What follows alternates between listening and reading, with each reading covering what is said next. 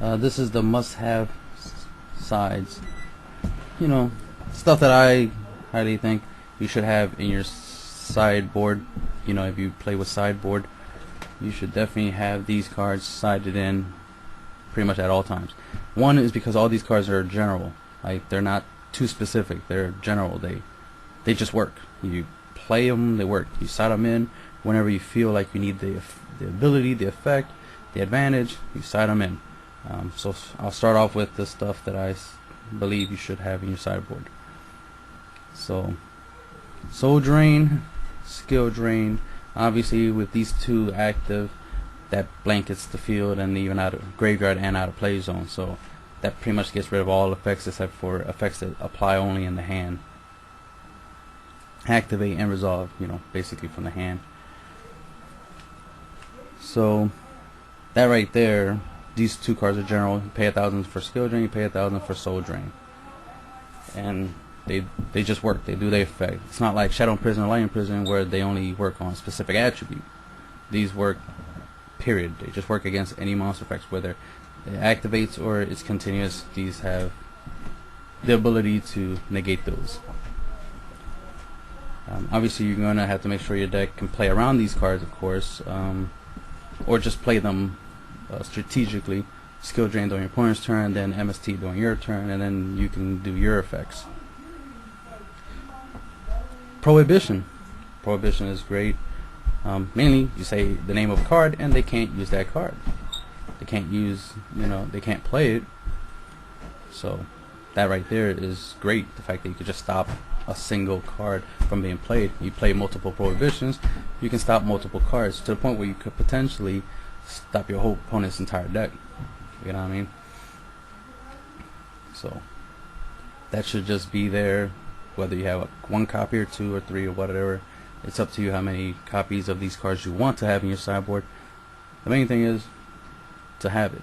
Prohibition works just good. If you duel and you lost mainly because your opponent kept MST in your back row, or he had a monster that every time he activated that monster's effect, made his deck run, and he needed that monster to run the deck, and without that monster, he wasn't going to be able to do anything. So obviously, prohibition, boom, prohibit that monster, he can't do nothing, because now he can't play that particular monster or that particular card that allowed him to beat you in the first place. Macrocosmos and Dimensional Fusion, you don't have to have both of them, but it's good to have one or the other. Macrocosmos is slightly better than Dimensional Fusion, mainly because it does do other cards other than just monsters. Plus, as a trap, so you can spring it on your opponent when he doesn't, when he's about to do something and drop a whole bunch of stuff in his graveyard. You could chain it and then just stop him in his tracks. He's like, oh man, I don't want my stuff to be banished. So you can Macrocosmo him. It's great because it's a trap. It does spells, which comes in handy against the prophecy deck, since they're based off of their spell books, and recycling them. If you Macrocosmo them, they can't keep using those spells, so they can't keep doing their tricks. So that's good in general. Macrocosmos, definitely you should be running it. Dimensional Fusion is good because you can play it on your turn, and if you need to banish stuff from play on purpose, then obviously you want Dimensional Fusion, since you could play even in first turn. You could play in the same turn and banish monsters that you want on purposely to banish for tricks and combos and whatnot. Grandma, it's just a great card because it beats almost anything. It beats XYZ monsters and synchros and just boss monsters. It's just the fact that he's the boss monster killer, basically. You know what I mean? You can do stuff like you can summon Grandma, attack BLS, for example, bounce both to the hand, then play Prohibition and say BLS. Now he can't drop BLS. He can't resummon it, and that gives you a nice little advantage. Especially when you combine with Prohibition, now you get rid of somebody's Master Hyperion, for example, Grandma, then play Prohibition. Now he can't drop Master Hyperion, and so forth and so forth. Small little tricks like that. Especially with the fact that now his boss monster is stuck in his hand. Then let's say you summon Spirit Reaper, attack, deal some damage, or Don Zalugo, any monster that can mill a card from his hand. Now you're milling that monster, and now he definitely not going to be playing it because you got rid of it. Instead of letting him keep the monster in his hand, so that way when he draw his MST, Heavy Storm, or his low back row hate cards and destroy Prohibition, then play the monster again, you just got rid of it. You just made it harder for him to do anything. So that's a combo right there. Axe of Fools. Axe of Fools is great because you can give it to one of your monsters and it gives you 1,000 boosts, so you can run over anything. Basically you summon a monster, equip it, run over something, so you can XYZ summon it to something and run it over. Sometimes you need that push. Sometimes you need that extra attack boost to kill something, to get over something. So Axe of Fool helps with that. Another thing Axe of Fool does that's great about it is, of course, it does damage to the opponent, to the player whose monster this card is equipped to, so you can use it in a burn deck. Plus you can negate a monster effect that might be devastating, or it just could be a monster that you don't want it to have its effect. So Axe of Fool is great for that aspect. And you just deal 500, so you could burn them with that. But another thing is the fact that it can negate a monster effect, which comes in handy if you create what's his name, the Last Warrior from Another Planet, and then you want to drop a couple other monsters with them. You Axe of Fool them. Now you can drop a couple other monsters because its effect's negated, so you can't summon monsters. Then you can play something like MST, Heavy Storm, whatever, something to get rid of the spell card, the equip card, and then now your opponent can't summon. So now you summon everything you needed to summon, now he can't summon. So imagine Last Warrior, you give him Axe of Fool, you drop Dark Simmergriff, set anti-spell fragrance, then you MST the Axe of Fool. Now Last Warrior as well as Dark Simmergriff, their effects are now in play, so your opponent can't summon, he can't set, so he's not going to have a monster on the field because he can't summon or set, and he can't set traps, obviously, because he can't set. So all he could do is play spells. But when you play anti-spell fragrance, boom, now he can't play spells, traps, or monsters. He can still use monster effects. Let's see. Yeah, he could use puppet. He could use the puppet, banish the puppet. Pitch. Yeah, I have it right here. What am I saying? Puppet plant. There you go. Pitch puppet plant and grab your Last Warrior. And then probably do something with him. Whatever he can do. Maybe he can do something with the fact that he has your Last Warrior. Even though Last Warrior can't take down Dark Simmergriff with an attack, which would be nice if you could, right? Because then that would be your out. But the fact that you can take my Last Warrior with puppet plant, if you can do something with it, you can do something with it. The thing is, you still can't summon and whatnot. So, it's a lock. It's meant to be a lock. Obviously, Last Warrior, Simmergriff, anti-spell break is supposed to lock your opponent from playing any card, basically. I'm just trying to say maybe play Puppet Pan or something. Obviously, Lava Golem would obviously be the best trick, because you get oh no, you can't, because you can't summon. Alright, well, basically it's a lock. I'll figure out how to beat it later. The point is, you do that and it's a lock. Alright, now Trap Eater. Alright, Trap Eater is generally good. It's 1400. It's a 4-star 1900 beat stick right there. It's a tuner. You can synchro with it. It's a 4-star, so you can special summon it and drop a 4-star. You can exceed it with it. It's Trap Eater. Its name just tells you what it does. It eats traps, and that's the main point. Get rid of any face-up continuous trap card to summon him, and that's great, especially when some of the stuff I recommend to side in, like Macrocosmo, Soul Drain, Skill Drain. Even other cards like DNA Transplant, Imperial Iron Wall, so forth and so forth, Gravity Bind, Ordeal of the Traveler, Big On Knave, so forth and so forth.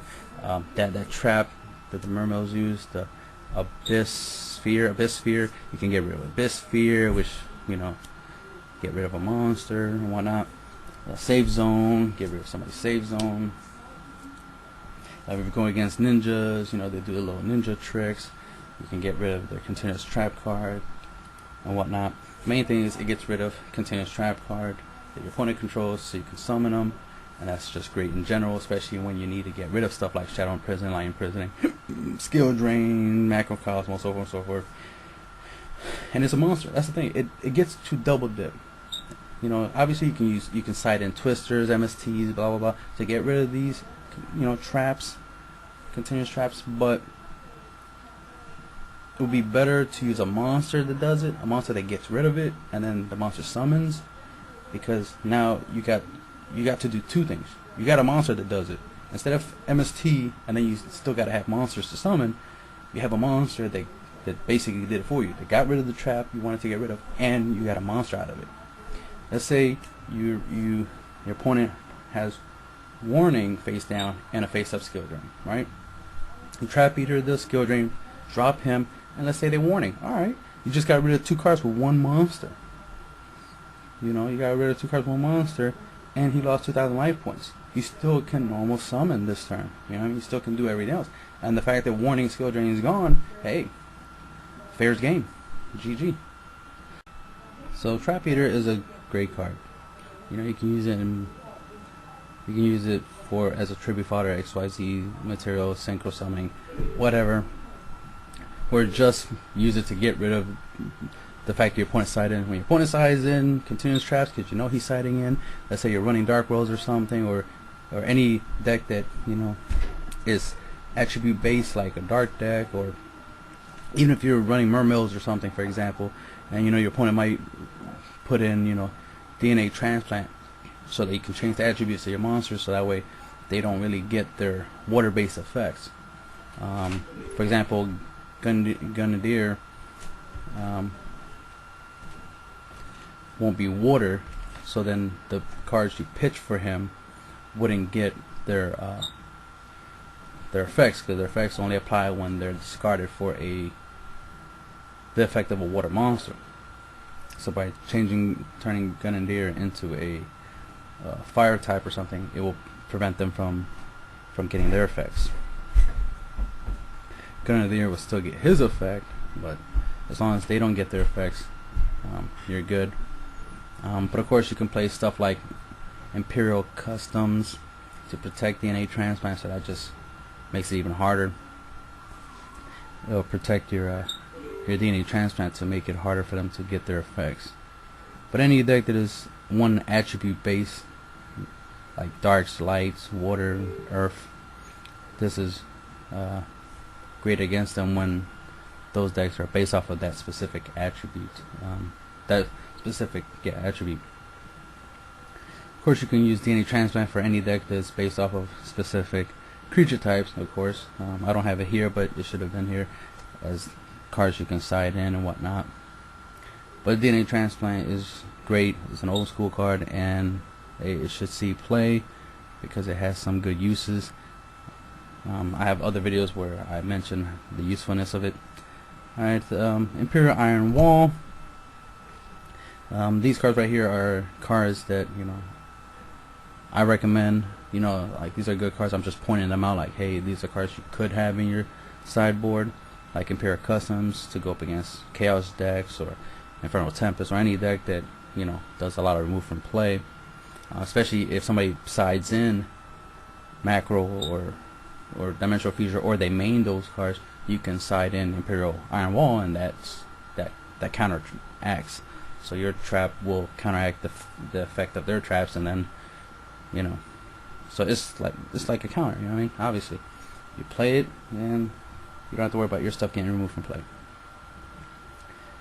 Copycat. You know, if you have a field card, or you have a card on your side of the field that gives your monster a power boost. Let's say you have Gachi on your side of the field. You play Copycat, copy your opponent's strongest monster. What's great about this monster is whenever it's normal, flip, or special summon, basically whenever it's summoned, it can copy a monster's effect, so that's great. You can call Haunted, copy a monster's attack, and, you know, you have a big monster on the field. So he's just great in general because of that, because he can copy the attack and defense of an opponent's monster. That's just great. Copycat, that's the name says it all. So again, if you have some type of power boost on your side of the field, that's great, because then you can drop him, so you're always stronger than the strongest monster your opponent has. Like Dark Panther, Neospatian Dark Panther. This is just a great card, period. Mainly it's great in mirror matches. I highly recommend it to have it for mirror matches, so you should always side it in for mirror matches, especially when the mirror matches has to do with a monster. If your deck, let's say you're running Mermels, for example, or Lanterns or whatever, you're running a water deck and you use Gungnir, well, siding in Dark Panther gives you that ability, because if your opponent makes a Gungnir, alright, now you can copy Gungnir and do your stuff. Now you won't get the ability, the fact that Dark Panther will gain the monster's name and effect, but won't gain its attribute. You're obviously not discarding for a water type attribute monster, so you won't get the Atlantean's effects if you pitch them for Dark Panther. Even though Dark Panther is Gungnir, he doesn't have the attribute, he's dark, so you won't get the Atlantean's effects, but you do get Gungnir's effect, and that's all you really need, because you want to get rid of your opponent's Gungnir. So you'll summon Dark Panther, copy it, pitch, get rid of Gungnir. Dark Panther, he's a beast, dark, obviously. He has 1,000 attacks, so you can always Dark Eruption him back to your hand. You could do a couple tricks. You can summon him, copy an effect of a monster, use that effect, and then bounce him to your hand, drop Birdman, for example, so that way you can use them again later, so you don't have to worry about somebody killing it and then you won't have it for later. You can always have it later. If they do, you still have it on field, and if it does get killed, you can always Dark Eruption it back to your hand, so forth and so forth. It's just a great monster in general. You can go Sarcophagus it out of play, summon Torgai, do the Leviar trick, bring him out on the field, activate his effect, and copy a monster effect. If your opponent drops BLS, obviously you can use this to copy BLS's effect and remove BLS from play. You can copy the effect of Tragodia. You can copy the effect of your opponent's Grammel if you want, whatever there's on the field that has an effect that you want to copy off of, especially if it's an effect that doesn't, it's not that great against XYZs because they need to detach materials to do their effect, so he won't apply for that. But if there's XYZs where they have effects without use of XYZ materials, then that's great. You just copy that monster's effect and go for it. The fact that you can copy, Notorious Beast's effect, Shin's effect, the legendary one, you can copy their effects. You can copy the effect of Landois, so forth. Well, if they have a spell, they can always stop him, obviously with Landois. But if they don't, then you can copy Landois effect. There's a lot of effects you can copy. I can't think of all of them right now. But the typical thing is if somebody's playing Chaos Sorcerer BLS, they're playing Scrap Dragon, obviously, yeah, you want to get rid of Scrap Dragon. Before, when Brio was available to be played, obviously you could copy Brio, pitch a card, get rid of Brio. But now he's not around, so you don't have to worry about him. But there is a Gungnir, so you have to contend with Gungnir. There's tons of synchros you can copy. Synchros, they have there's tons of synchros and tons of effects you can copy off of. But right now, a lot of people are XYZ summoning, so that's what you have to contend with. But they still, despite the fact they're using XYZ monsters, they still are using other monsters. They still need monsters to summon XYZ monsters, so you can still copy their effects. The main thing is to copy the effects of other monsters. Plus, it's the whole fact that you'll use Dark Panther more in a mirror match. Let's say somebody has red metals on their side of the field and they use it to summon the Blue Eyes and whatnot. It's your turn now. You summon Dark Panther, activate his effect, copy red metal, use red metal's ability, drop one of your best monsters, and make a comeback. So, creature swap. Creature swap is great in many ways because sometimes your opponent has something really good on their side of the field and you will like it. It's great for mirror matches, of course, because if you're going up against the water deck, for example, the Atlanteans, and they make Gunir, you can summon them a monster and creature swap. Especially if you summon, let's say you summon Deep Sea Diva. Let's say you were going to make your own Gunir. You summon Deep Sea Diva, you're about to bring out a monster, but they Veiler. Good for them. But you still have a backup. You have creature swap. Now you can creature swap, give them Deep Sea Diva, and then they give you Gunir, and then you just go off anyway, because now you have their Gunir, so you go off and do all the low Atlantean tricks. So creature swap, is a great card in general, especially for mirror matches, among other things, because sometimes your opponent has what you need. They have a monster that has an effect that you too use. Especially, it's called a mirror match for a reason. Both of y'all running the same deck, so you're all running the same tricks. So it only makes sense to take what he has, so that way you can use it because that's what you need. A good example is like if you're mirror matching against somebody who's running an assault mode deck, Stardust assault mode, for example. They make Stardust, then they set back on the end of the turn, then it's your turn, then you play a card to get rid of the back row that Stardust can't stop, like Bait Doll or Spiritualism or something like that. You just do something to get rid of the back row, for example, and they still have Stardust on the field, and they didn't make him into assault mode. Now you can summon a monster, creature swap. Now you got their Stardust, you set your assault mode, activate, attack, deal damage, and your turn, then you make assault mode. And then now you have the advantage because now you were able to create the ace monster. Mini Guts. Mini Guts is great just because of the fact that you can tribute a monster and make a monster in point side field 0. So that's just great in general. It's just a great effect, that alone. There's extra pluses and benefits from that, of course. You kill the monster, they take damage equal to the monster's original attack, so forth and so forth. But the main thing is the fact that you can tribute a monster to get rid of something. So then you can play this in an agent deck, for example, since you summon Shine Balls, make Gotcha, and you still have a Shine Ball. You play Mini Guts, tribute that extra Shine Ball to make a monster's attack 0. Let's say they have BLS or something, or just a big monster on the side field. Make that monster 0. Then your 2000 agent Venus can attack, deal 2,000 points of damage, and then based off of the monster's attack, let's say it's a 3,000 attacker, now they take 3,000 more. That right there is 5,000 damage in a single move. So in a single shot, you dealt your opponent 5,000 points of damage. Who doesn't want to deal damage that high? We all want to deal that much damage. And of course, Mini Guts can be used in OTKs, and there's tons of OTKs you can use with Mini Guts.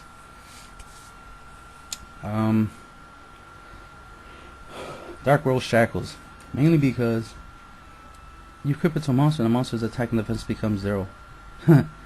What more do I need to say than that? It's like that itself is strong. That's definitely something you want to side in when you realize your opponent's boss monster. Especially if you can't beat your opponent's boss monster, because his monster has a very high attack. He brings out a monster, and let's say the monster that he brings out all the time is 9,000. You're not really going to run over it with your monsters. You don't have monsters that can match a 9,000. You know what I mean? Your strongest monster is probably 3,000. So Dark World Shackles will be great because it will bring that 9,000 down to 100, which you can beat. Of course, the Maronite Mites and the Electric Virus and the Puppet Plant. Obviously, those are great for mirror matches. Of course, when you're going up against a deck that uses the same attributes as you, or just uses a specific attribute, you can use this against them. It doesn't have to be mirror matches. It could just be a match, period. If you're going against Dino Rabbit or something, you might want to use Electric Virus because Electric Virus grabs dragons, and Logia and Doka are both dragons. So you could take them and then tribute the monster and summon the Caius, or summon anything you want, or just take them and do whatever you want. This is pretty good if your opponent has a Utopia. You pitch, grab his Utopia, and then XYZ summon and create Chaos Utopia. So that's good right there. That's a cute little trick you can do there with that. This is good, especially if you combine it with Zombie World, because you guarantee monsters will be zombie, so you'll be able to take them. If you go up against a zombie deck, this will be good for to go up against. If you go up against a fiend deck like Dark Horse and whatnot, this will be a good card to go up against. Especially if you play this, grab somebody's Grapha, summon Gaga Magician, make him a 7 overlay, make a rank 7. That way your opponent won't have his Grapha to play with, and you just attack and go for game and whatnot. So these are just great cards in general that you can use, especially in combination with other cards. Curry Photon, when he comes out, he's great.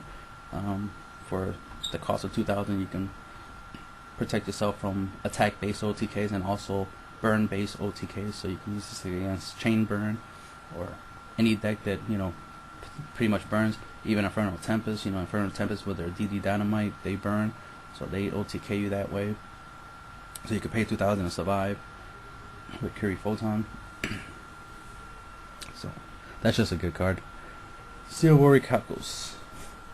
It's good because it gives you 500 boosts. It can once per turn protect itself from destruction. The fact that it can protect your weaker monsters, your opponent can't attack your weaker monster, as they can only attack your stronger monster. That's good in general, especially when you're trying to protect. You have a trick, let's say you need your weak monster to be on the field because of his effect, and the strong monster is pretty much protecting him, so that's great in general. But a generic 500 boost is great. Just you could play it, then drop a whole bunch of monsters from your hand. They'll get 500 boosts. That's great in general. Lightning V, just because it's good. You can play 3 of them. It's one-sided, which only destroys the monsters are important side field, which is great, which is what you want to do. You don't want your stuff, especially if you're going up against a deck that doesn't have a lot of back row. Then you can take out your MSTs, Night Beams, and whatnot, and throw in monster hate like Lightning Vortex. And back to square one, because back to square one will take a monster and put it back on top of the deck. Since it doesn't destroy, you can use this on Stardust. You can use this on Stroke and Zenmain.